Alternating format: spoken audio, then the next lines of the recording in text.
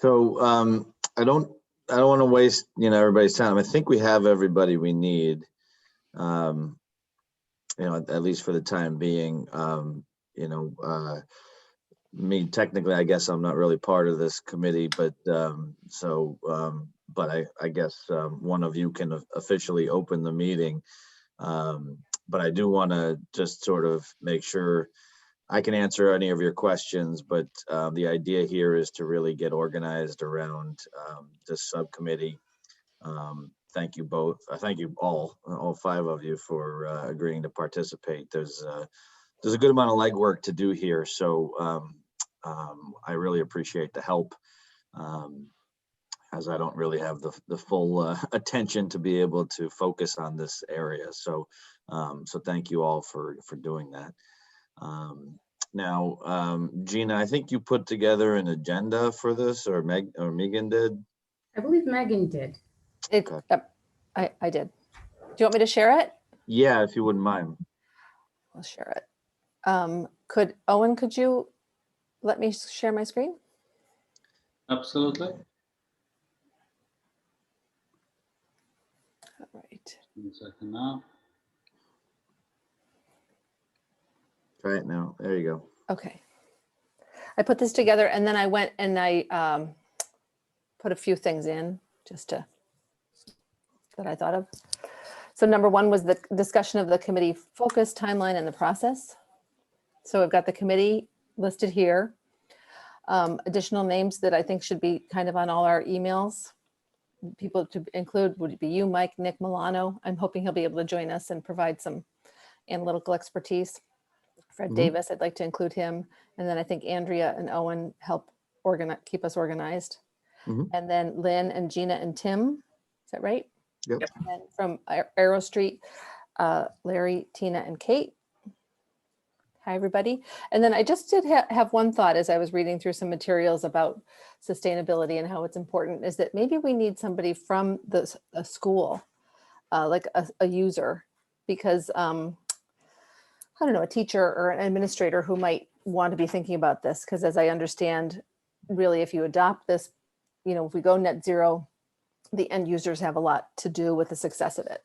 So getting their buy-in and their understanding developed early was just an idea. Yeah, it may make sense to engage maybe even Mike LaFrancesca, and I'll reach out to Jeff too, just to see who from the school who might want to be a part of this, or at the very least included in the correspondence. And Mike, there was in the 12 hours of, I don't even remember what those meetings were called, but the meetings that I participated in. Yep. I don't even remember when it was, but we were allowed to sit Visiting sessions without masks. It was a while ago. Yeah. There was definitely some interest on the part of the faculty I agree. In doing something like this and using it as a teaching platform for the students. So. Yeah, no, I definitely agree. I'll reach out to Jeff and Mike LaFrancesca and see if they can ping some of those teachers that were there as part of those visioning sessions and see if some of them wanted to be a part or participate in some form or fashion. Yeah, I think it's good to have that representation here.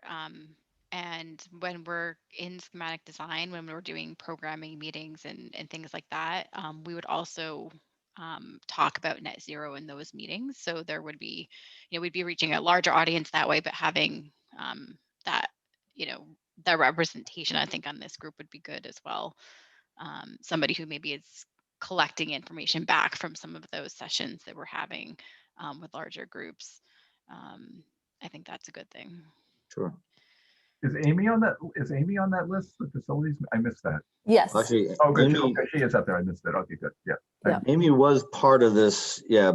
I don't know if maybe she wasn't able to make it today, but she's got to be a key part of this group. Yeah, because ultimately she's going to be tasked with operating and maintaining this this building. So exactly. Yeah. No, it was just a one-time meeting that she did have, and she would, I asked her today if whether Thursdays at 5 was sometime she was typically free since it worked so well for everybody else. And she said, yes, today she just had not a standing conflict, but a conflict.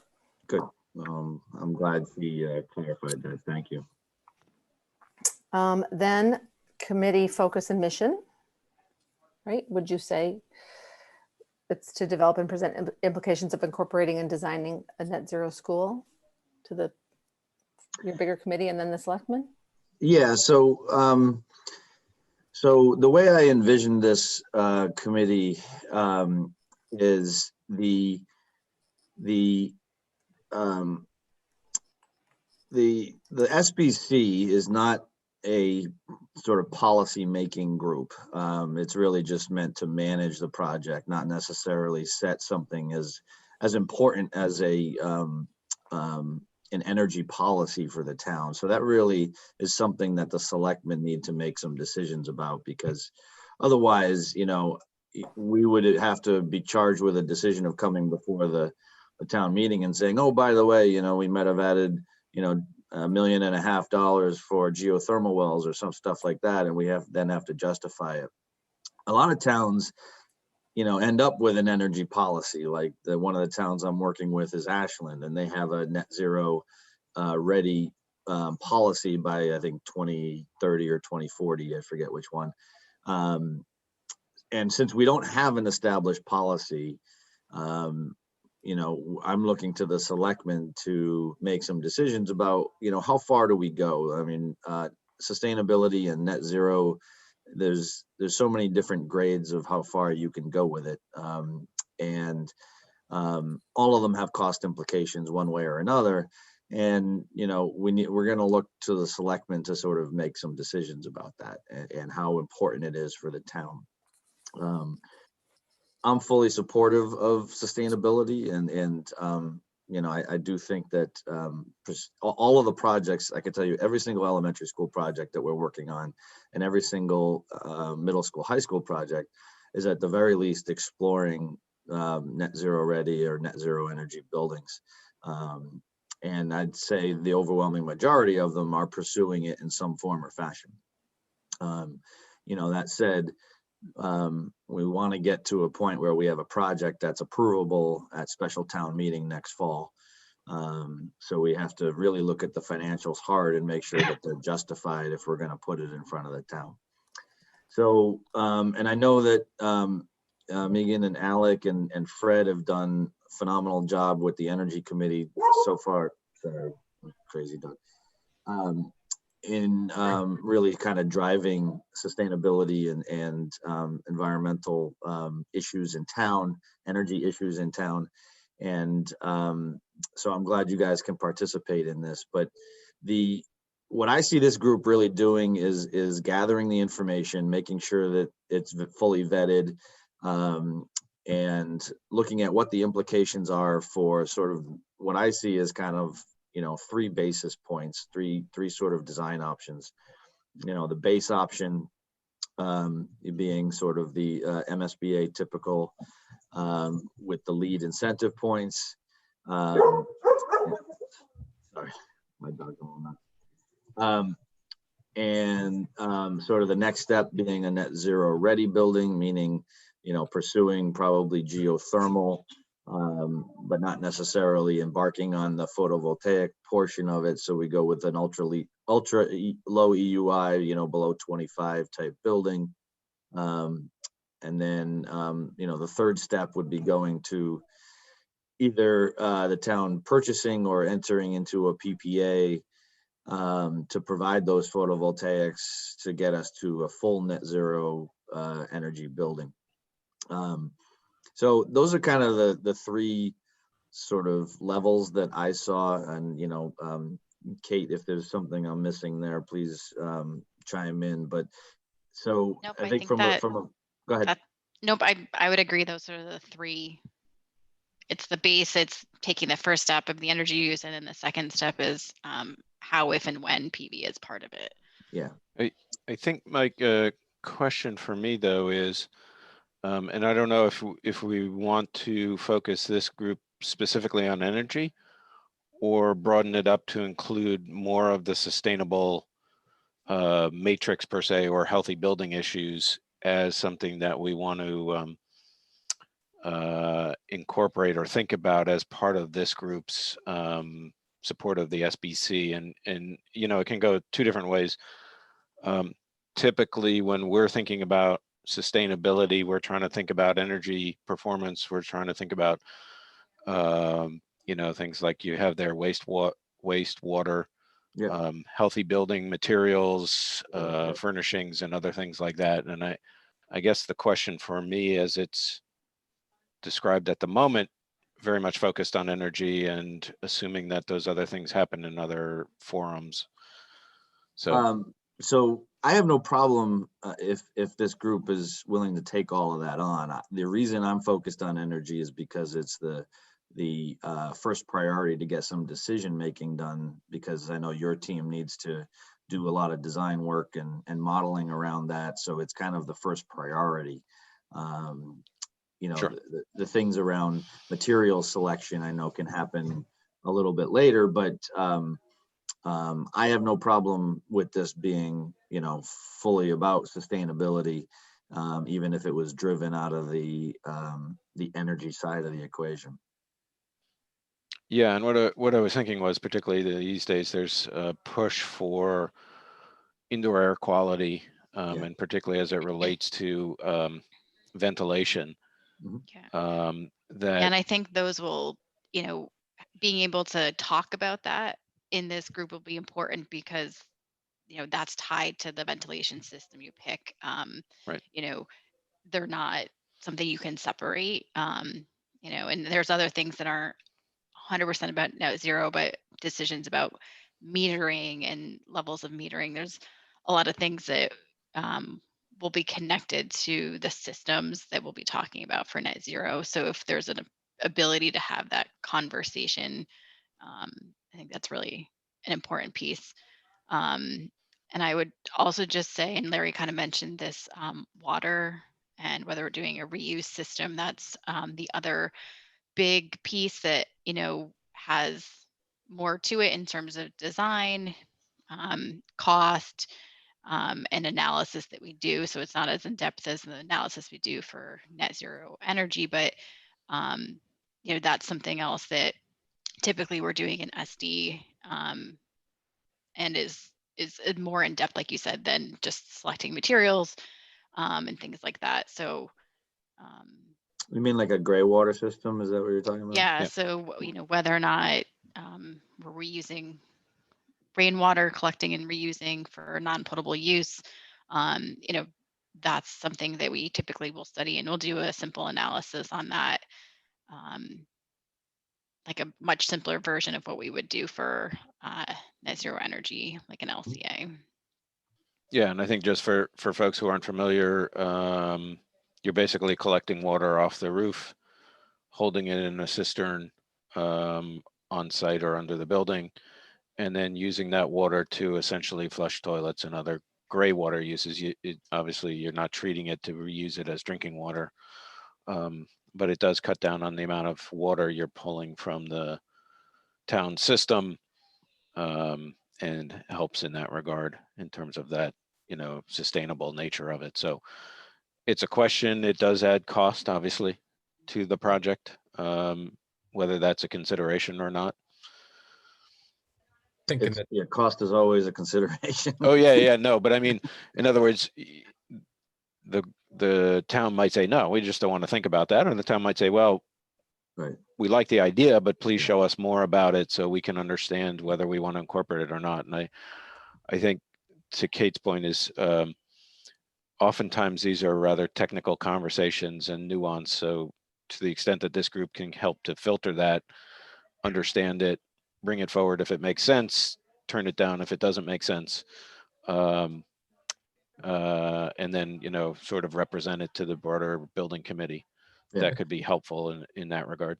I think with Go summer ahead, after summer of stage 4 and whatever we got up to this summer of drought restrictions and watering restrictions, that I know that I talked to some of the guys from the water and sewer department recently who were talking about having a new well online, actually in the same area where the school is slated to go, that might alleviate some of that issue. But I mean, it seems like it's a hot topic on everybody's mind to have water. Certainly.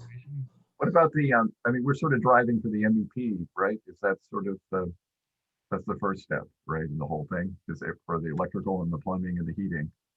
And then the next step is the building materials. Is that a fair way to, just as far as the steps go? You can select installation materials later, right? But we have to take our heating and ventilation and plumbing systems. Yeah, I mean, that's sort of what I was getting at, Tom, is that's kind of what I see as the first order of priority, simply because we need to get to a decision relatively quick about how far we go with some of these systems, because they take time to design. Right. And more importantly, that we need to understand it from a cost perspective before we go to the town and ask for funds for the project. So we need to get it to a certain point of design and then get it cost estimated next summer. And so, we've got a couple of months to make some pretty significant decisions about how far we go with the systems. In terms of the materials and things like that, I think that's, sort of a lower order of magnitude, because it's, we're carrying a certain amount that I think will fairly cover us, what we actually select. Some materials may be, better off than others. And I'm sure Kate will get more in detail on that, but certainly Larry and Kate can let this group know if there are things that we should be looking at from a timing perspective and how that fits in with their design process. I was also thinking we also want to get some good figures on the existing Gale Street School, both the electrical and actually both electrical, water, and gas usage, right? So we have current consumption. Current consumption. I think that's very important. So you can go to the town and say, I would expect that the school would be considerably more efficient, and then there will be. It will be more efficient, but it may not necessarily cost less, just because it's a much larger building, and I don't know. We'll see where all the modeling comes out, but that'll come from. We have access to all the existing, going back historically, all the existing data for all the school buildings and all the town buildings is all in the Mass Energy Insight website that we can pull out, and if that needs to be. Yeah, I'm sure Arrow Street will take you up on that. Yeah, that's something we usually ask for, because Mike, you're right, and the total cost per year to run it, the new building, it might be more, but if you looked at the actual energy use intensity, it's going to definitely be a lot less for the new building. Right. And sometimes we see the actual annual energy costs for a much larger building being the same as, a building half its size that's really inefficient. So right. We always like to have that existing building data so that we can show it next to the options. I can get that to you, Kate, or anyone else at Arrow Street who needs it. Great. I would think you would also want, does it give you demand too? I mean, because that's part of it. Okay, yeah, because because the cost can get crazy depending what your time of use. The other thing I would say, back to the topic of a few minutes ago, is about materials versus systems, is that there's some chicken and egg in terms of better material choices in the envelope being able to impact the loads and then the size of equipment that you need. So if there is some the interactivity there that needs to be accounted for, I understand in terms of lead time and design that it's the systems are going to take longer, but it may be a trade-off in terms of higher performance materials, meaning less cost required for systems, or maybe fewer geothermal wells, or yeah. I just wanted to add one other thing for context, and that I know Ashland adopted their net zero goal for 2040 at a town meeting, and now that's kind of driving their decisions. But if we hadn't had COVID, like a lot of things, there would have been an article at town meeting for Medfield to be doing this, to adopt some climate goals and be setting its sight on net zero in either 2040 or 2050. So it's unfortunate that that didn't happen, and the selectmen, and we didn't take up any articles that didn't have to do with budget, because that would be driving it. But I'm hoping that I think there's support for it. So I'm hoping that we can make the case that this is a good way to move Medfield Yeah, forward. I agree with you. I think there's plenty of support. I think it might have been a little easier had COVID never hit, because I think we would have been in a much better situation economically. Mhm. So it's going to be a little bit of a harder decision now, but I do see this as a jumping off point for the town to be able to establish some sort of climate goals and some sort of policy around municipal buildings and how we proceed. Megan, was there any draft language to that warrant that is available? It would be interesting to see sort of the words that were intended or thought about to be put in front of the community, Yeah, we have that, I think. Mhm. just to see, because in some ways, if the two are in alignment, as Mike is saying, it can be a nice way to say to folks, this is moving towards a greater good. Mhm. I think, We I will mean, I take think that. that in having gone to many town meetings over the last decade, it's who shows up that's going to carry the day. I mean, So, I mean, that's certainly next year is going to be probably almost as crazy as this year, but hopefully better. Certainly one of the I'd say trying to make lemonade out of lemons. The sort of delay that we've had trying to get past site selection actually may turn out to be a benefit in that we're now looking at a special town meeting in the fall as opposed to tying this project to the annual town meeting in the spring, which is going to be a very difficult conversation, because budgets are going to be really squeezed this year, and we don't know what the state's going to come back with in terms of aid and things like that. So I have a feeling that annual town meeting is going to be difficult at best, and having a few more months of hopefully economic rebound before we put the largest municipal project this town's ever done in front of the town, hopefully starts to ease some of the concerns. And it's challenging because not only is it a large project, but it's an elementary school, and elementary schools don't have as much of a natural constituency as, say, a high school, because there's so many families in town, my own included, that won't see the benefit of this building because my kids are well past the age. But so getting people out to vote for it is a little more challenging than, say, a high school where you have a whole bunch of younger parents who will see the benefit by the time the project's done. So finances are certainly going to be a big concern. It's one of the major reasons, we ended up not pursuing the 3 to 5 option, the grade configuration option of the larger school. I think there's a good story here of not just spending, but of ways to offset that spending, and there's things like the PPAs and things like that where there's no additional spending up front, where the town can still see a financial benefit without having to borrow more money.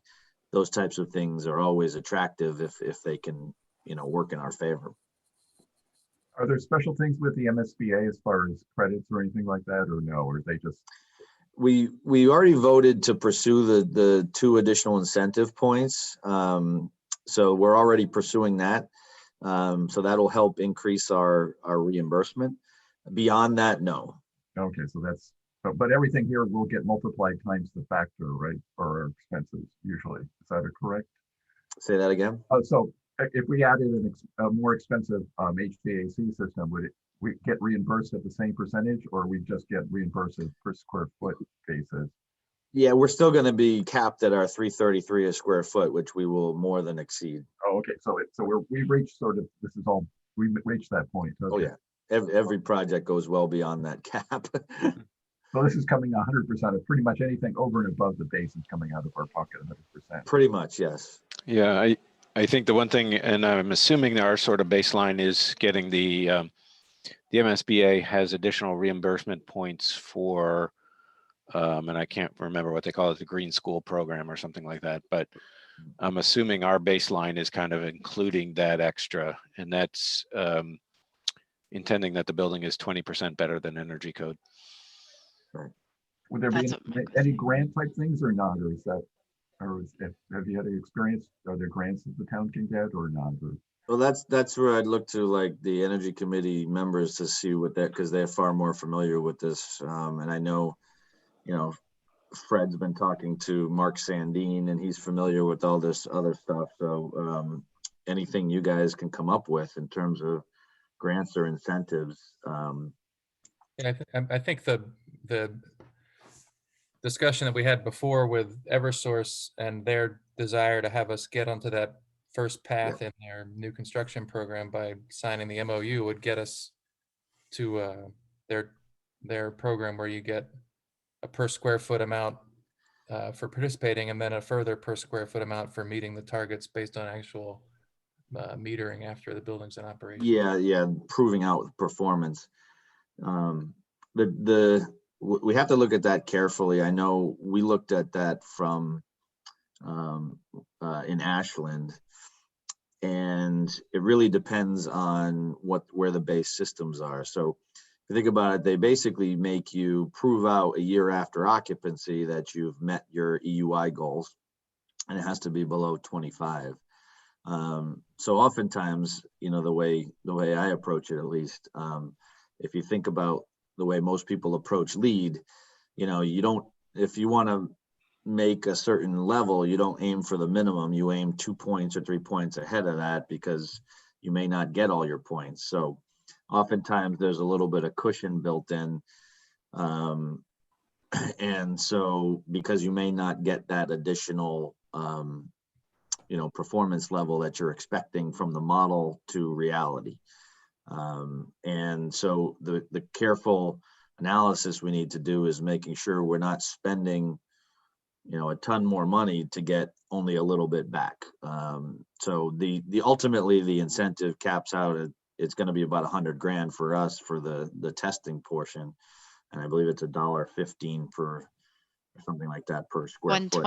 125 for design 125, and extra dollar for verification. Yeah. So that extra dollar will come down to, you know, 100 grand basically, or 98,000 and change for this project. So it's not nothing to sneeze at, but if you're spending $1 million to get 100 grand, you know, oftentimes you're like, does that make sense? So we just have to make sure we're careful about that. But I did note, you know, to left field and the Arrow Street that we should embark on that MOU so we can get that in the process and get that off to Kim and her group, so we can start rolling with that. There's no reason not to at this point. On the commercial side, I know that I get incentives for replacing my large units. We do get some incentives without going into that program. Is that correct? I don't. There's a fallback path. Kate, Okay. go ahead. Oh, I was just gonna say there's two paths. Both of them are whole building paths, so they're not you know, a certain amount for lighting and a certain amount for your, you know, this HVAC unit. It's a whole building energy reduction. So path 1, you have to be on goal to hit net zero or be net zero ready. And that's where you can get $1.25 essentially for designing to it, and then another dollar if you verify you're operating that way. The second path, your ultimate goal doesn't have to be net zero.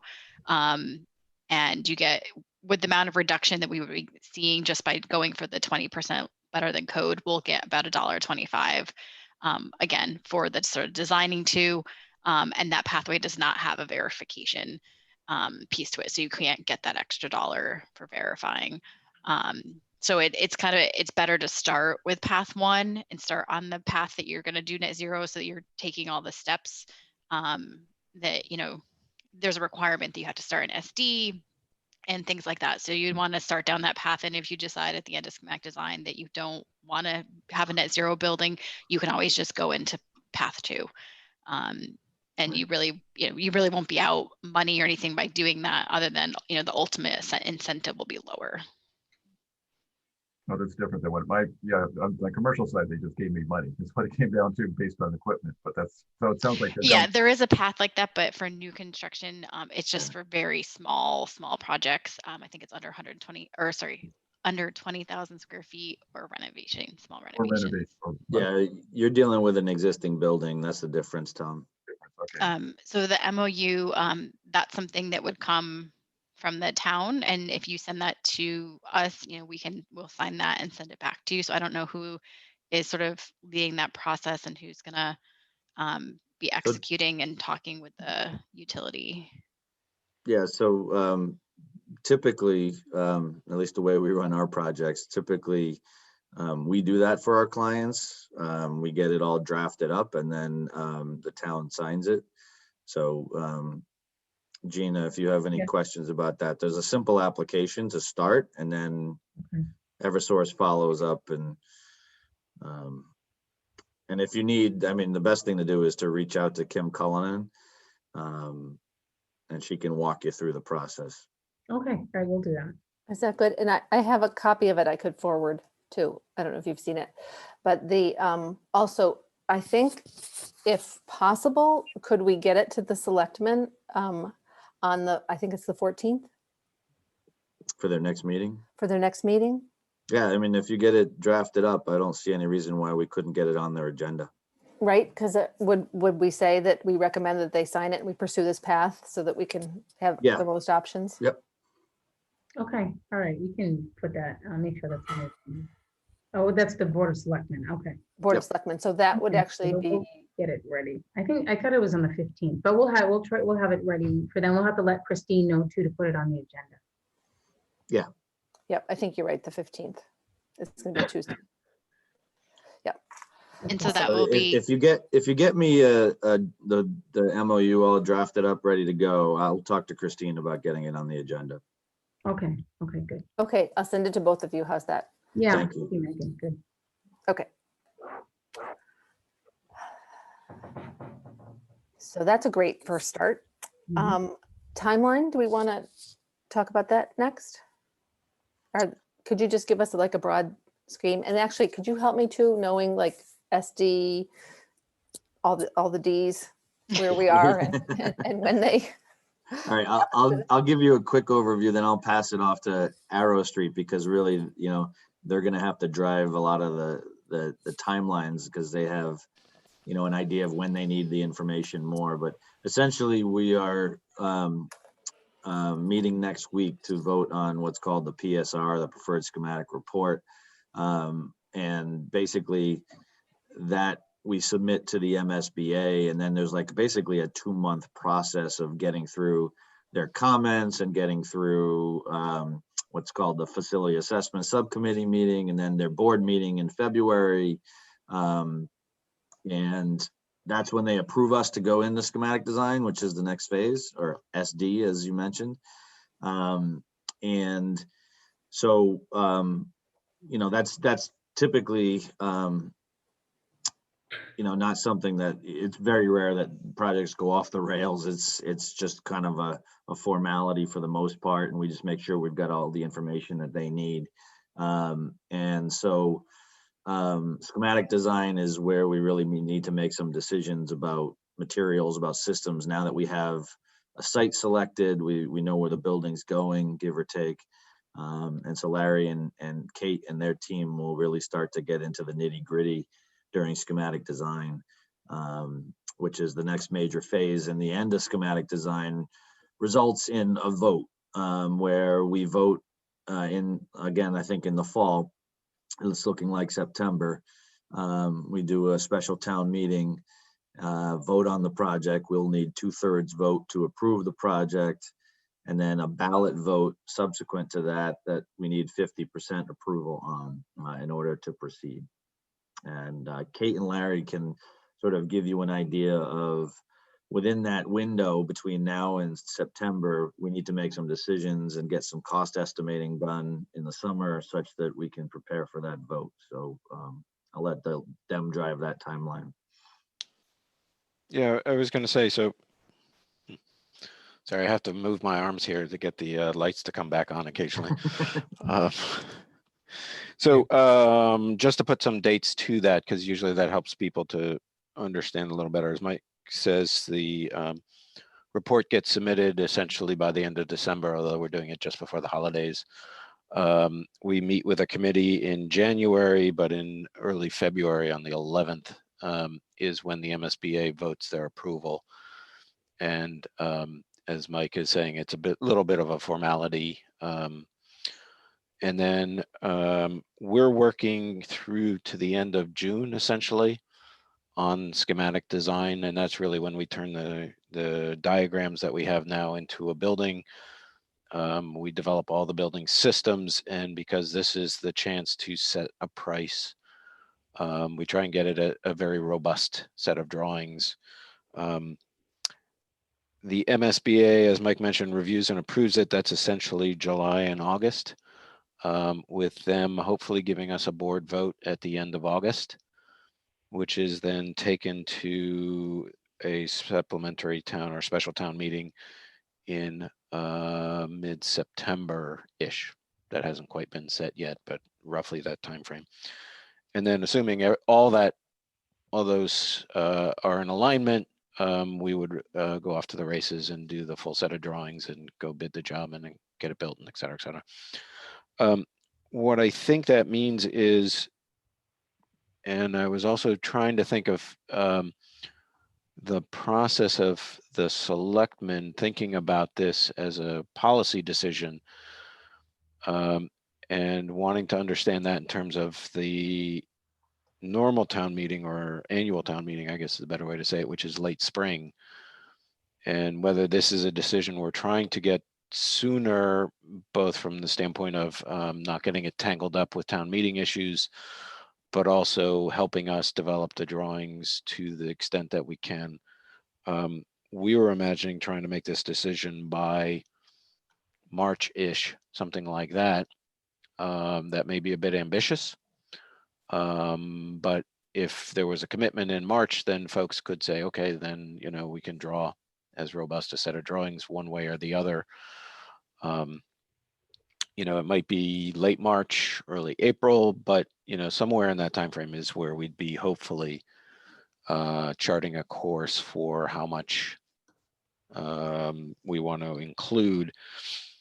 And again, that's a bit of a flux, and also understanding other pressures for discussions in town.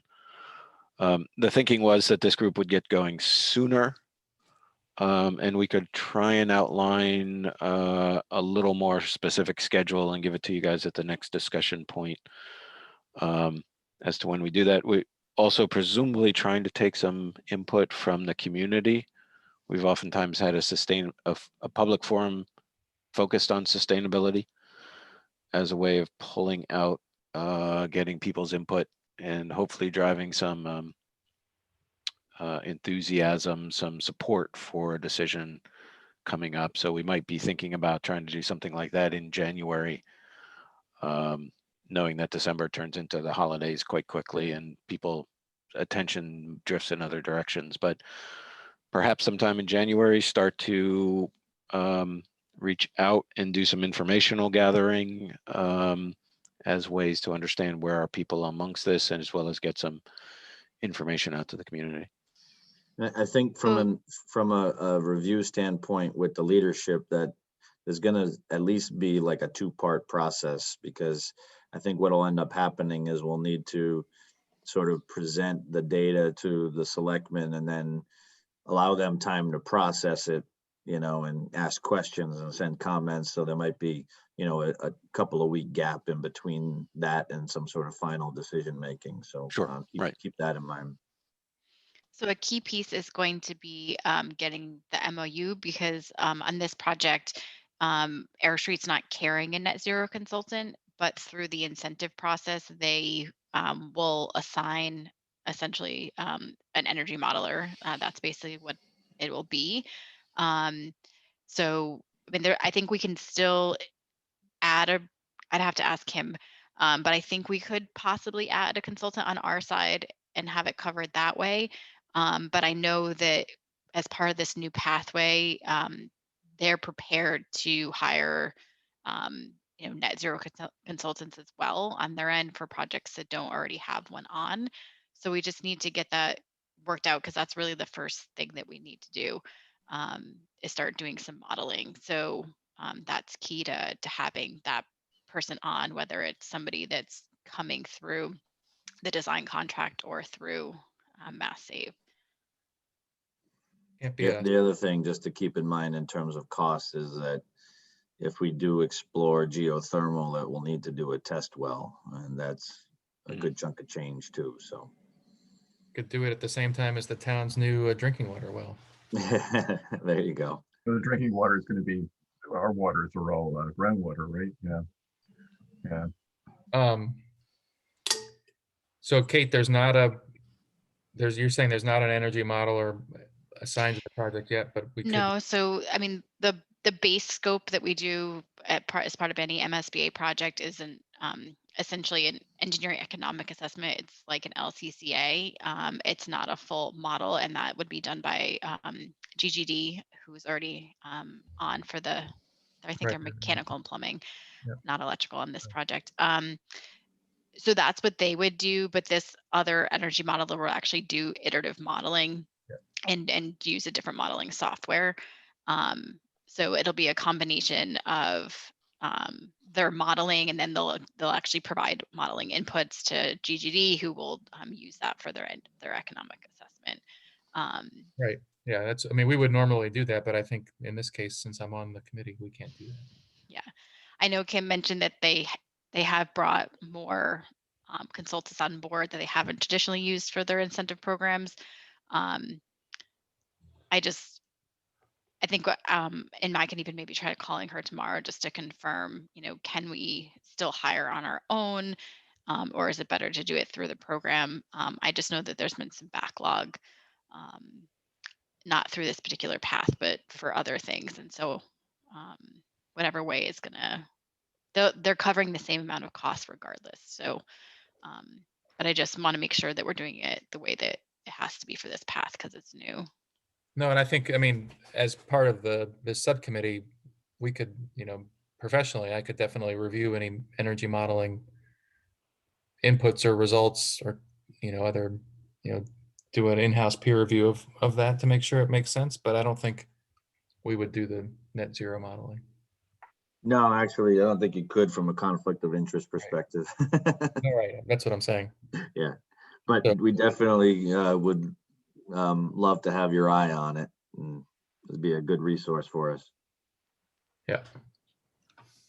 So if the Mass Save actually pays for this, is what you're saying, is that They pay They pay a 50% portion, up yeah. to I think it's $10,000. Yeah, they don't pay anything in whole. They want to make sure that the town is as committed as they are. So we still have some funds left in our feasibility budget, but we'll have to take a look at that and see how it all adds up. what are we going to present to the selectmen is the other question. Is this essentially a white paper with options? Is that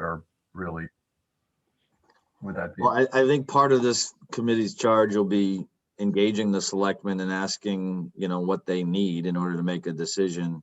The energy committee's already put Mark Sandine in front of them, and they're all jazzed up about it. So,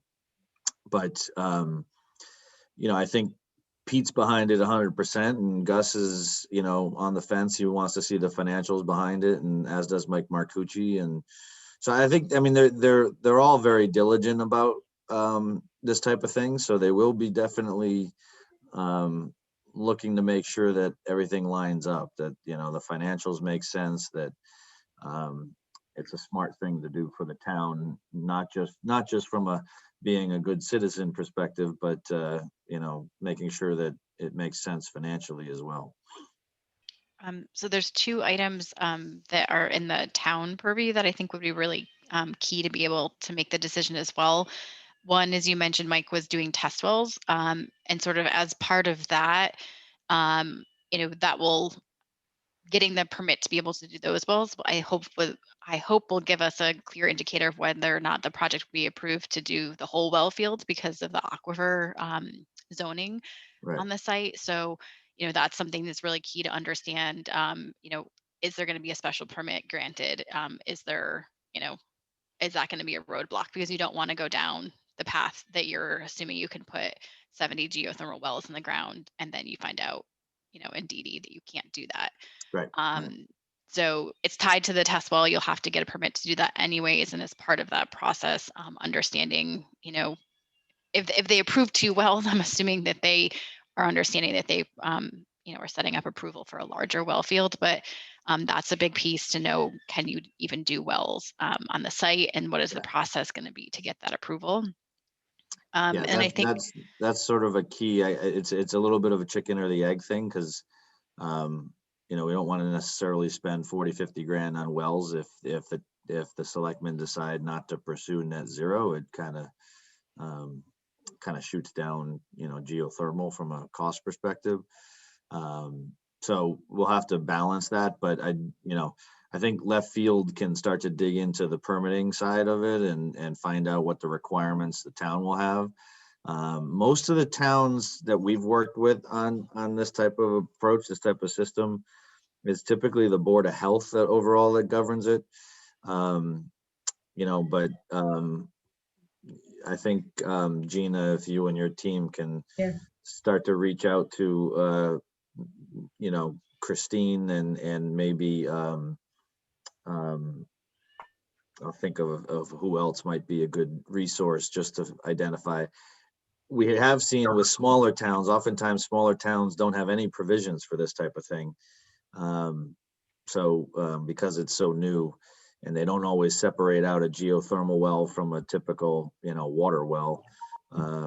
So oftentimes it becomes nobody really knows. So I think it'd be good to start asking the question. Yeah, we'll do that, Mike. Or that would be Sarah too, right? With Sarah, yeah. Yeah, I mean, you can check with Sarah. She's a good resource as well. Sarah Raposa, town planner. Yep, yeah. Is that what is the working fluid? Is it water in those? Say that again. Is the working fluid in one of these wells? It would be there's water. Water with glycol in it. Is Okay. in a closed loop. Oh, it's a closed loop system too. Okay. Yeah, it's not open. Glycol. Okay, glycol is not necessarily. Yeah, and it's basically a 4-pipe system that gets a thermally conductive grout kind of thing that makes sure that it's taking all the energy, the heat or the cooling from the ground, and it's a lot safer than some of the other systems they used to use. So that was the first thing. And then the other thing was just starting to think about PPAs and procurement, and starting to look at, how are you going to do that? I know that I think it was on this project that we talked about whether the town would put an RFP or whether they have certain vendors they would just sort of, go to and start talking to. That's a piece of the financing side that kind of makes the full circle to combine with the operational and the first cost. So I don't know who is going to be in charge of sort of that piece of it, but starting to understand, what does the PPA mean for you? Are you, considering the PPA, what kind of rates you might be able to lock in? I think that's an important piece as well. So, I mean, I would look to sort of Alec and Megan on this is because I know you guys are exploring PVs in other parts of the town. And my experience, you get the best deals when you package into as big a solar package as possible. So if there's an opportunity to package this project with some of the other ones being explored in town, we might potentially get a really good deal with little to no upfront cost. So it would need to be a municipal. I mean, I know there's talk of seeing if the old landfill could be used for that purpose, or on top of the DPW building. The DPW we put infrastructure in for. We never got around to, or we didn't have the money really to put on the panels. The public safety building, obviously, we had enough money to actually purchase the panels, so that one's up and running. But certainly at the very least, we could package this with the DPW and potentially the landfill if it's possible. And the more we are able to package, I think the better deal we'll get in the long run. Well, we also, I think that we do have a relationship with, I think, Select Energy, right? At least on the, for whatever it's worth. I still think it's worth going out as an RFP such that we get the absolutely. most competitive rates we can get. We could, I'm looking at solar on my barn, so we could bundle it with that project too. I got 2,500 kilowatts here, but yeah, Select was pretty, I think Select actually now I don't think they installed the public safety, but I think they maintain it. I know Kate's very familiar with this, with some of the towns she's worked with in the past. So we definitely would appreciate your advice on this one. Yeah, I mean, I think that, you know, we've seen people do RFPs when they're thinking about a PPA. I don't know that you need to hire someone to write that. I've seen people, like towns, hire someone to write the RFP and manage it for them. I think that you probably have somebody who can help the town do that and write the RFP without hiring sort of a third party just to manage it. But you know, either way, we've seen people do both.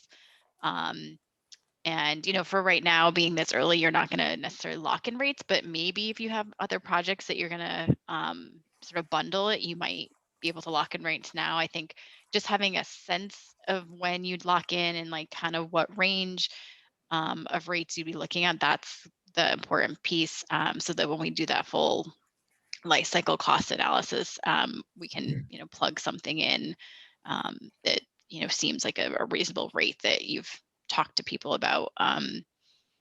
You know, and if you have other projects, you might decide, I don't know, for whatever reason, you're going to put a lot of PV on some site, and maybe you're not even going to have all the PV on this site that's going to cover the energy use for this building. That's something, you know, that you might consider as well. You know, we have one project that's doing battery storage through their PPA, so they're getting an even better rate because of how they're offsetting the peak with this battery. So there's a whole lot of different things that you can think about when you're talking to the vendors. Yeah, that was the key in Lexington, and it's my understanding to their savings was they incorporated the battery storage such that they weren't paying the peak demand charges. How many square feet are we, the building's, how many thousand square feet is the About building? 98,000 and change, if I remember correctly. So it's Right, not- Larry? Yeah, we'd have to give you a better sense of it's sort of the footprint, and then it's a percentage of the footprint because some of the roof is taken up with, you know, mechanical equipment and other things. Right. Assuming that, you know, and that's part of it is, you know, how aggressive do you want to be with actually getting photovoltaics on the building versus, you know, saying, okay, what we have is what we have, and we'll go with that. I think when I did that analysis, I assumed something pretty conservative, like 50% of the roof could be used for PV, so like half of it. What about canopies or parking area stuff? Is that?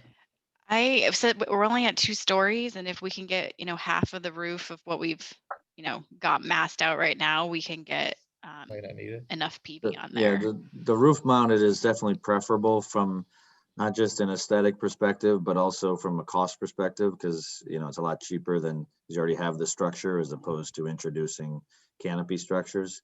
I do You know might a want couple. sometimes you put a little bit down low, something Yeah. that people can see. But I don't think that we're going to need that. And Yeah. so the footprint of the building is about 48,000 square feet then, is that right? So we went The through- footprint, yeah, somewhere in that range. Okay, so you got an acre. Yeah. You know, and once you start looking at it, they might say, well, you know, you have enough room here, put a much bigger array, you know, start offsetting usage from, I don't know, Wheelock or some other building, or however you decide to do that. So there's a lot of things that they'll probably be things you might want to look at. Yeah, as a for instance, so in our Acton project, the PPA provider, which is Nextamp, is actually buying the canopies over the parking area. And you could put that out as an alternate in your RFP to say, if you're interested, let us know what you would, you know, what you would give us if we gave you more of the site. I mean, if you're thinking of ultimately down the road, you're going to be a net zero community and you're going to try to offset usage from all your public facilities, you know, there's maybe an opportunity. You have a lot of site here, you know, to put more on the site than you need just for this building. It's a nice clear site too, with the good part of it. I mean, there are no trees nearby or not a lot. So I do apologize. I do have to run. We're having a little bit of a family great. emergency at the moment. I hope everything's all right, but thank you, Yeah, Kate. it's going to be fine. All right, thank you. Talk to you later. I mean, Thanks. See you, Kate. I think, you know, without dragging this on too much, you know, the key things I wanted to make sure were accomplished tonight was just sort of getting everybody organized. And I do think that you should, and I'll leave it up to you, you should choose someone who's willing to chair the subcommittee, just to kind of be the point person for coordinating everybody's efforts. And then, you know, someone, it looks like Megan's taken charge of minutes so far, or at least taking notes. You know, we do need to keep minutes just for, since this is a formal subcommittee, and you know, someone will need to be charged with posting agendas and things like that. So you know, that's one thing I think you guys, I don't know if anybody wants to volunteer for any of that, but I think that in terms of organizing the group, that's going to be one of the first steps. You want one of the 5 of us to do that? Is that your? Yes. Yeah. I Okay, mean, you okay. you A are the Medfield committee. person. Okay. Yeah. Yeah. all right. So one of you should share it, and then usually, I don't know if some committees, you know, in terms of minutes, will rotate around, or you know, they change it by meeting. Others, some person just volunteers to take minutes. It's just, those are the 2 things that I think are important. The chair, I think, will be charged with sort of organizing and making sure that the agendas are posted and the meetings are scheduled appropriately. And then I'll be a primary conduit to me as well, in terms of the overall SBC. And then, you know, minutes, I'll let you decide how to do it. But if you want to take turns, or if one person wants to volunteer. So those are kind of the 2 things that I would look for you guys to do. And I don't know if anybody wants to jump in and volunteer. I know it's not always sometimes a thankless job, but but somebody's got to do it, right? Or do you want to do a co-chair? However you guys want to organize, whatever you feel is best. I don't have a lot of time, so to set stuff up. So yeah. And Megan's doing a good job here. So. Well, Megan, would you be willing to chair the subcommittee? Is that something with a lot of support? Sure. And does somebody want to co-chair? I would co-chair with Megan and do it that way. Oh, that's great. Okay. Because I don't have the time to set the stuff up during the day. But I would co-chair with Megan. That would be good. Okay. Great. That's helpful. And then I don't know, you know, how you want to handle minutes, if one person wants to volunteer, or if you want to rotate through each meeting. I'll do them today, but I think rotating would be great. Probably a good idea. Yeah. And I think you just start with the agenda and, you know, dump in your notes, and actually, we'll call it what you're doing here is actually a pretty good way to do minutes for this type of thing too. Yeah. You get the minutes in. And then we have to set up a meeting schedule too, is the other question. So we're thinking Thursdays were pretty good for everybody. Was that the?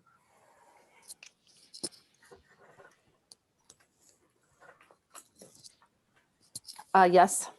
This Thursday at 5, does that work? So we could try the 10th. The next would be the 10th, right? That's 1 week away. Or do you want to do every other week? I think we should take 2 weeks.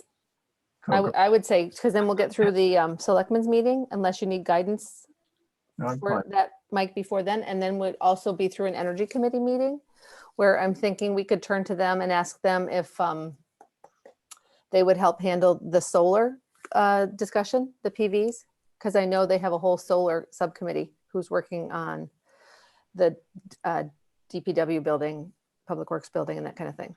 Does that Yeah, sound I good? mean, if you want to recruit people who are already working on things like that, you know, in terms of, you know, being able to provide you the information, by all means. Okay, I think so. And then also Nick Milano has worked a lot on that too. So Yeah. he's part of that group. So we would plan to meet December 17th. Yep, and then we can plan from there. We probably won't have a meeting for 2 weeks after that, because that's New Right. Year's- That's So New then- Year's Eve and Christmas, so. I think I'd say then we're looking at the 7th again, right? To That's- kind of jump back in. Yep. And Larry, you mentioned the kind of community forum and you thought about January. Is that something you have experience planning? We could see a playbook from another kind of meeting. Yeah, we could pull it together, and I think it's a combination of things. You know, you want to provide some information to people so they understand the issues, but also try to understand from folks, you know, what is interesting and exciting to them. So it's a feedback loop as opposed to us just presenting and everybody, you know, scratches their head and says, well, that sounded nice. But let us see if we can put together a bit of an agenda for that as well as timing. And we'll try and put also a more holistic time schedule together. I think the one thing I might suggest is 4:30 work for you guys versus 5? Yeah. And the only reason I suggest that is because I know Kate probably jumped off because the emergency was her 3-year-old approaching dinner time. So maybe if we went 4:30 to 5:30, it might be a little easier on her side than if we go 5 to 6. I could probably pull at 4:30 if everybody else. Yeah, that's fine. That's great. Is good. Okay. I'll lock myself in the office. so nobody Yeah, else. the other way is we do it 5 to 6, and if we had a longer agenda, we would start earlier. But if 4:30 works, let's try that. Yeah, that seems fine. Yeah, that seems good. I'm assuming that's what she was off about because she's got a little one who's Probably very hungry. Yes. Yeah. That's He not starts- important. Kidding. Nails. Yeah, I typically am available and we'll try to sit in on these on Thursdays. Except once a month, I typically have a school building committee in another town for one of my projects that has a Thursday night meeting. But it's a little bit later, so I might be able to catch part of this, but I'll try to participate when I can.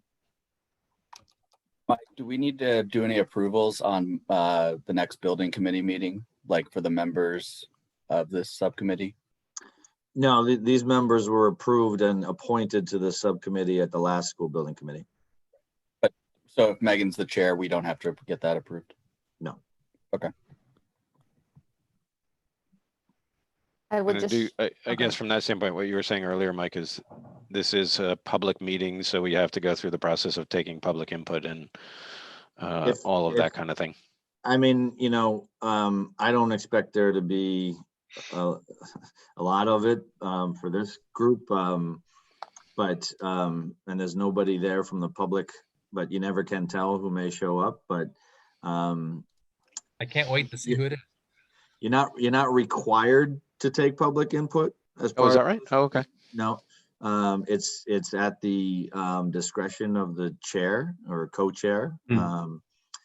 And you know, typically what I try to do is keep it to Q&A on the Zoom Q&As.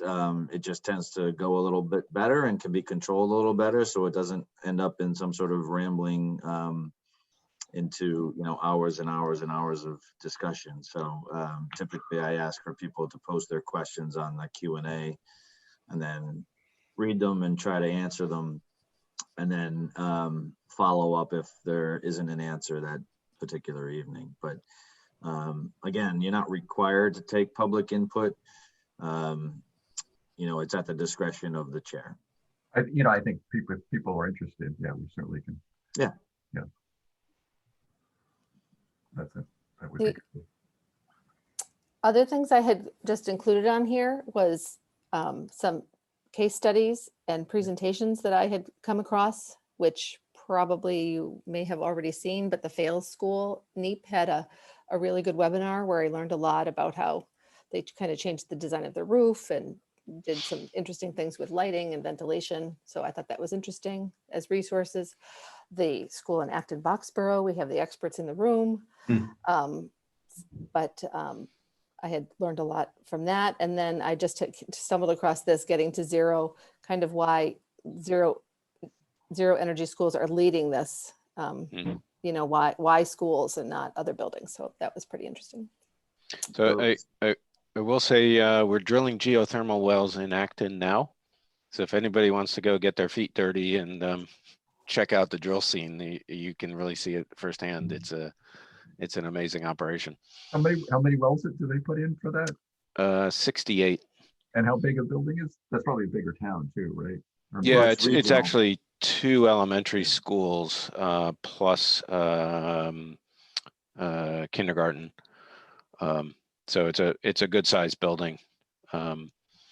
And what we ended up doing in that instance was sort of guesstimating based on everybody's best understanding of numbers of wells. And I think we carried 75 through the end of schematic design. And then we did the test drills. Same thing, you know, you don't want to put more money in the ground if it doesn't pass a town meeting. But then based on that, we were able to back out some of the wells so that we could, you know, sort of fine tune it. You know, we're a place that does have an operating system like that. Is the Weston Public Works Building did one? Maybe 10. It would be interesting to see what feedback they got on their system. Yeah, and we just opened the King Open building in Cambridge, which also has a geothermal net zero. And right now it's net positive because it's producing a whole lot of electricity and there's not many kids there. So You know, because this building's not going. I don't think it's not going to be. Not going to see the money back though. no, it's a you know, we opened it in August of last year and they got about, you know, whatever it was, 6 months into the building. And then obviously things have gone awry since then. So, Yeah. But we put in, golly days, I can't remember the number, 120 some odd wells, 110, somewhere in that neighborhood. Is it in a city environment or is it in a more of a, or is it a little more towards? Oh yeah, no, it's right down on Cambridge Street, just a little outside of Kendall Square. I'd always be scared about drilling wells in that area. Or do you just drill and you don't worry? Is this the? We're drilling. We finished drilling wells for BU on Commonwealth Avenue, and they had to be 1,500 feet deep. Wow. Yeah, I heard about those. Are crazy. Once you get past like 500 feet, it's harder to keep it straight. So let's just say some of them drifted a little bit down deep and ended up, you know, across Commonwealth Avenue. But don't tell anybody. Nobody's. Well, that was. Yeah, they did get it all worked out, so they're all contained. But when you get up past you know, the 500 or 600 feet of the typical wells, it gets a lot harder to keep it straight, and it's really like the Wild West, these drillers. It showed up in Fenway Park. Is that what happened? Not quite that bad. Well, was that fill land? Was that fill at that point or not? I don't know. The back bay is all fill, right? So a good portion of it, yeah. But I mean, you get down, you got to get all the way down, you know, into bedrock. So right, and actually bedrock works well because you run better. Yeah, you actually run an iron pipe down until you hit bedrock, and from there it's just a casing or it's just a hole. Oh wow. Oh, that's cool. I know we had looked at one point on the Public Works building about doing geothermal, but I think we decided it was not cost effective on that one. Yeah. Yeah, that was, but that's because it did not have a huge air conditioning load at all. I think that was the main reason. And having air conditioning in the school, which I think we will be a big hit for the kids and the parents, I think. Yeah. Yeah, to say the least. Everybody's been complaining. So, oh, good. The other items on the agenda just had been the Sandine analysis, which Nick Milano and I had actually walked through each of the pages of it, like the elements. We we learned a lot, got a good understanding of it. We really can't go forward till we have like kind of some detailed demand and energy use information Yeah, about the building, modeling, yeah. the modeling, which is what's going to come up with the MOU. So I think it's just dovetailing nicely. And the MOU we talked about, if we get that done on the 15th, that'd be great. And we already picked our next meeting. Awesome. Good. Anything else? Not for me. Yeah.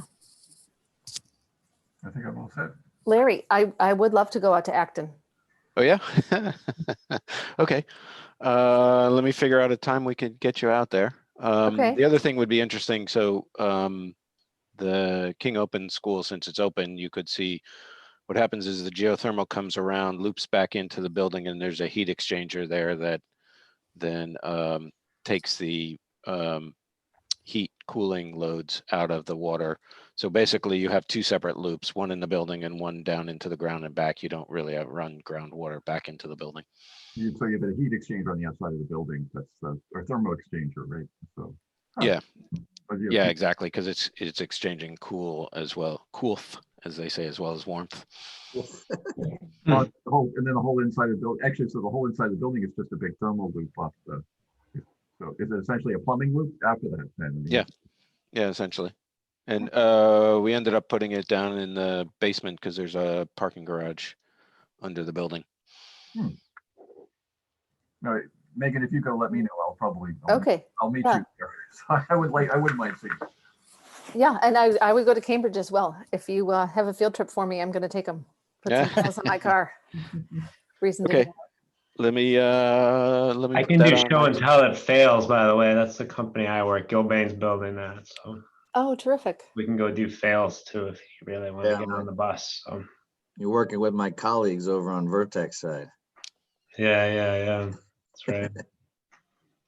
So One of the things I'm saying is this building's not going to use a lot of energy no matter what, right? So that's not a huge, especially with modern materials, which is good. No, I mean, I think we're gonna build it, to a certain level of, low energy, very efficient building, regardless of how far we go with it. So, Right. The decisions we make about envelope and things like that are going to play into, reducing the energy consumption as a basis point. Yeah, I mean, and that's sort of the net zero ready approach, which is, drive the energy usage down as low as you can get it. And the numbers are roughly, half of what a traditional school building might be. Or I would think just looking at the Dale Street School, the energy efficiency, that building's got, I'm sure, like zero energy efficiency. I mean, it's got the 1960s building. It's About 75 EUI in that building. Oh, That sounds about right. As I say, let's open typically one. some of these older buildings, we've been seeing 75, 85 on the EUIs. And there's no air conditioning. Right. yeah, that's a saving grace. And I think too, getting the conversation going about what the costs would be. Like we Yep. have to have people thinking about what the annual costs are going to be as an operating expense. In addition to the first cost, you got to talk about Yeah, the first cost stuff we should have well under control with the estimates we have so far. Mhm. Obviously, as we get into designing this, after we've selected the systems and Larry's team can design them to more detail, we'll have, more refined numbers, but the operating costs are going to be, the next shoe to drop. We need to sort of take a look at, in theory, what this building is going to cost to operate, and then offset, and see how that plays in with the upfront cost. And I think that's what Mike Marcucci was saying too. If there's some cost savings, he wanted to see it. Yeah, I didn't want to jump on him too much for that statement. I know where he's coming from politically, in that, yes, if the town's investing, an additional $2 million in more efficient systems, so we're not spending as much operationally, then that should come off the levy to offset the capital expense. And I understand where he's coming from. What I don't think he fully understands is, as I mentioned before, it has to be proven out, but typically newer, larger buildings cost more to operate, even if they're more efficient. So it's not that you're taking Dale Street and comparing it to Dale Street. You're comparing sort of a new building to a more efficient new building, and that's a savings. But when you compare that new building to the old building, it may not be a full savings. So we'll need to take a look at that and how they compare. I think we may find in this case it might work out that way. I just think Well, about keep in mind we're going to be adding air conditioning as we true, mentioned, and they don't have that now. So there's going to be some more energy consumption, not necessarily less, less efficient. It'll be more efficient, but my feel is that it'll be more energy consumption in general because it's a larger building. It's going to be going to have different technology than what we have now. But who knows how it'll play out. Sometimes these surprise me. no, it depends. And they may have spent some money on Dale Street and making it efficient too. So I don't know. I mean, I don't think so.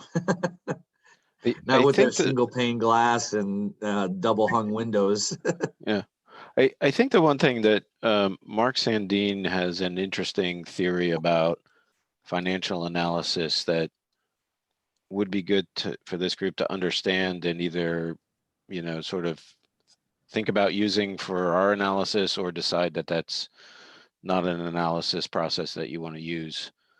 And what he's doing is looking at the additional capital costs as a bonding and looking at the premium on the bond as what you're comparing your operational savings against, as opposed to just saying, well, if we save 50,000 a year and it costs us $2 million, it's going to take us, whatever that math is to do it, versus saying, oh, the extra additional incremental cost on a bond is, much less and comparing. So I think that's an interesting question. I haven't seen any of our other clients take that approach, but it might be good to decide that before you then try to decide the numbers. Yeah, I'm a little skeptical. I'm a natural skeptic, so I'm a little skeptical on some of that because, and I get where he's coming from. What he's saying is it's basically a cash flow issue. If I save 50 grand a year operationally and I apply that 50 grand to debt service, how much debt does that buy me over the course of a 30-year bond? Right. And then I have that amount to spend on getting to that energy savings. So in theory, that all makes sense, but I know that a lot of what he did in terms of the projections and modeling that they did for Lexington, it seemed like the biggest amount of the savings had more to do with avoiding the peak demand charges. And that's why the batteries were the key part of that equation. I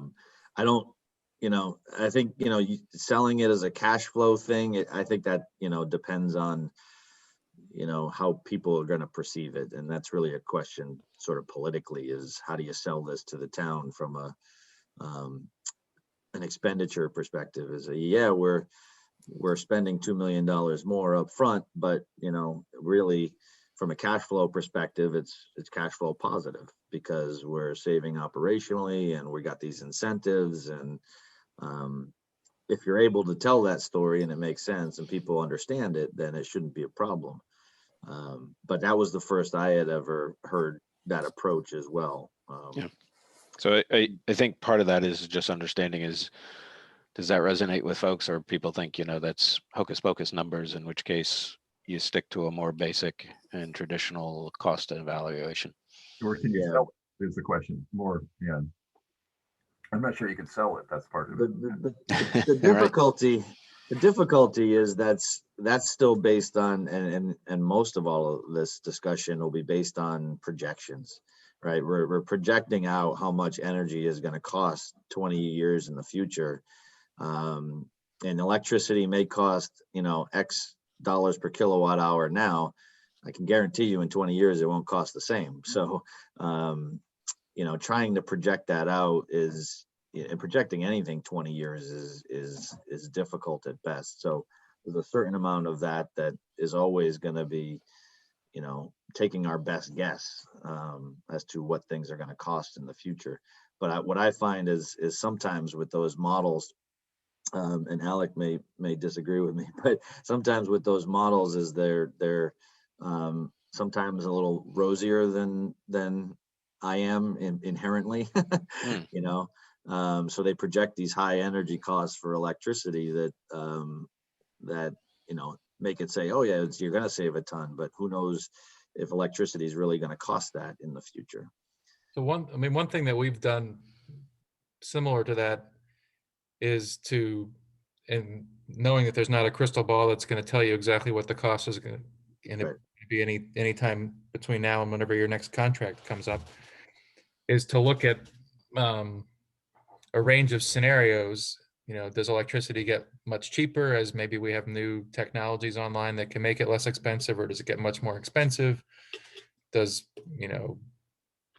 whatever, do interest rates stay the same? Do they go up or down? And you could make a range of, reasonable input assumptions and then see, does the answer stay the same or does it change? And if the answer is always the same, it does make sense to do whatever you're looking at, no matter what those assumptions are. Then you can be more confident that it's a good choice. Or conversely, if it only makes sense in a scenario where electricity costs increase 20% every year, then maybe that's not a good decision.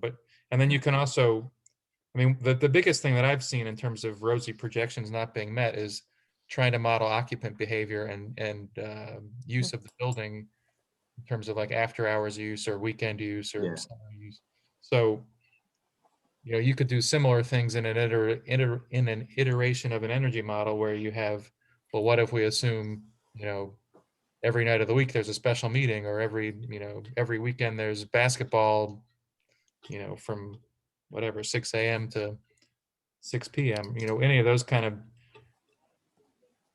assumptions could be tweaked. And then again, you look at the outcome and see how sensitive the outcome is to those inputs. And the more consistent the answer that you get from your model is across the range of inputs, then the more confidence you have in it.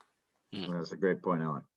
And I just pulled this one up just to say that on each of these tabs, like energy costs, there's a low, a middle, and a high for each element. What you do with gas, what you do with energy rates, blah, blah, blah. So it kind of is setting that up to do exactly what you said, Alec. Let's test it. This is following Mark Sandine's model. Yep, this is his spreadsheet, actually. Yeah. So my point was not to debate it up or down, but just say it would be helpful for this group to figure out what makes sense as a presentation tool for then further consideration by the selectmen. Well, I think one other point I make based on when I used to live in Needham, their accounting mechanisms were set up such that savings on operating costs could not be applied directly to, in this case, it was, can you increase after school program, or can you, keep that music teacher that's otherwise going to get let go? There was two separate pots. So I guess the question for town, whether it's Nick or Christine or whoever else might be in the financial end of those things, is to say, does that kind of, whether or not we agree that how much more debt service can you pay for with energy savings is a good way to present it. Can the town finance mechanism support that kind of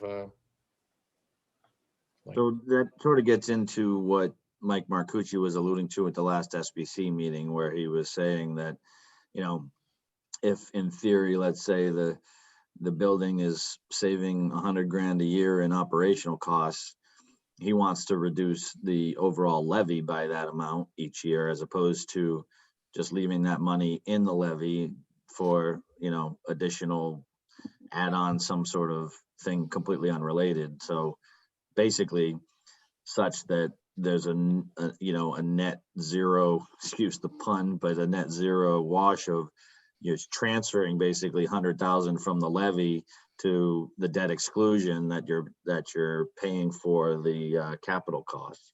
But again, that's kind of, you're guessing at that point. You're guessing that you're going to be saving $100,000 a year, and then subsequently taking that out of the budget.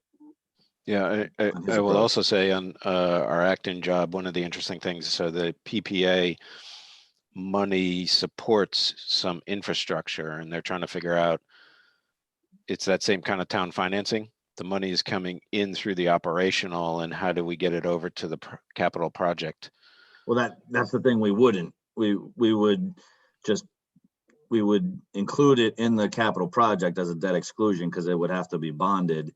And as such, it couldn't be part of the operational. But then as part of that same approval, there would be a separate warrant article to reduce the operational budget by that same amount.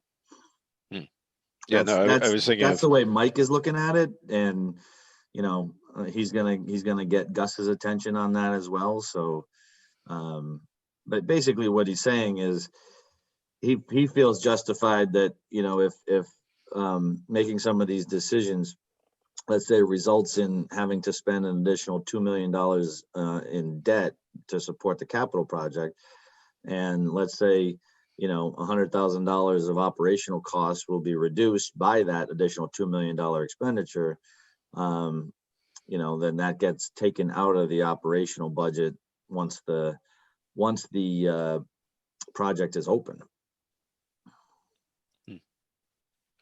But again, where the schools, I mean, that's sort of just, who knows where the schools' budgets will even be at that point too. So yeah, exactly. I mean, there's some speculation involved with it, and there's also a timing issue because you're doing the debt exclusion, 2+ years before you open the building. So when do you do the operational budget change? And when you pull that out of the tax levy, you can't really do it up front because you still have to operate as you stand today for a couple more years. So then you table it for a couple more years. Well, does it get lost in the shuffle? Who's still in office? Like, I understand where he's coming from a political perspective. That he's trying to say is, if we're going to come in front of the town and say, yep, we want to add beyond what we should be doing, we're going to add $2 million in capital costs to get these really efficient systems and reduce our operational costs in the future. That operational cost savings in the future doesn't just get lumped into the school budget where they can spend it on anything, I think is his point. So something to think about, but I don't want to keep you guys too late this evening. So I appreciate all the time that you've given and that you're going to give. So thank you very much for that. All right. Thank you. Thank you. All right. Have a good night, everybody. Okay. See you guys. Have a good one. Bye-bye.